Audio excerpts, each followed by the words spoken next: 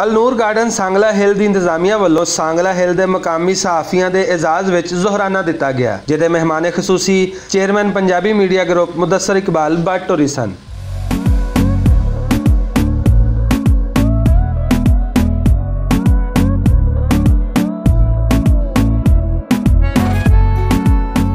Chairman Punjabi media group Mudassar Iqbal Bhatt होरां ने इस मौके पर सांगला हिल की तरक्की ते मसाइल की निशानदेही वास्ते मकामी सहाफियों के भरवें किरदार की तारीफ की ते तमाम मकामी सहाफियों को इकमुठ होकर बामी मसाइल ते काबू पाने की सलाह भी दी। मेरे वास्ते तमाम सहाफ़ी, तमाम ग्रुप, तमाम भाई काबिल एहतराम ने और काबिल सताइश ने उनके जज्बे कि वो अज इस महफिल तशरीफ ले आए। मेरी बुनियादी हमेशा ये ख्वाहिश होंदी है कि जिथे भी गल होवे उस सहाफियों की फलाह की गल होवे। इस मौके पर डायरैक्टर अलनूर गार्डन मलक खालिद होरां ने सहाफियों नाल खिताब करदियां होया अलनूर गार्डन के हवाले नाल तफसीली गलबात की। अलनूर गार्डन एक मुकम्मल हाउसिंग स्कीम है और अपने मियाँ जाहिद नज़ीम साहब फरमा रहे सन कि डिस्ट्रिक्ट ननकाना की वाहद स्कीम होएगी जी बकायदा LDA तो अप्रूव होएगी।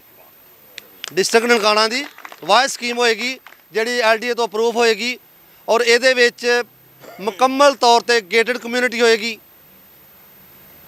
कोई दोस्त जिहड़ा ये रिहायशी होएगा असी उन्होंने टैग इशू करांगे, उन्होंने दी गड्डियां ते बगैर रोक टोक तो अंदर आ जा सकदियां ने। मुकामी सहाफियों को जोहराने तो बाद अलनूर गार्डन का विजिट भी करवाया गया, जिथे जारी तरक्याती काम तमाम सहाफियों ने अपनियां अखां नाल वेखे ते मनसूबे की रिकॉर्ड मुद्दत विच तकमील दे यकीन का इजहार करदियां होया अलनूर गार्डन की इंतजामिया नूं सांगला हिल विच लाहौर वर्गी ते हर लिहाज नाल बेहतर सोसाइटी बनाने ते मुबारकबाद पेश की। सांगले दे विच पहला प्रोजेक्ट है और सानू बड़ी साढ़े तो इलावा सांगला हिल दी आवाम नूं बड़ी खुशी है भी इहो जिहा प्रोजेक्ट आया है जिहड़ा जेनवन तरीके नाल जिन्हें काम करना है। वरना सांगले अगे जिहड़ियां भी सोसाइटियां बनियां दियां इनलीगल बनियां होईयां ने, लेकिन असीं इस अलनूर वालियां नूं अपने वालों प्रेस वालों मुबारकबाद पेश करने भी इन्ना अच्छा प्रोजेक्ट लैके सांगले च आए हैं। अलनूर गार्डन जिहड़ा सांगले वास्ते एक अजीम तोहफा है, बहुत अच्छी लोकेशन है, बड़ी अच्छी डिवेलपमेंट हो रही है।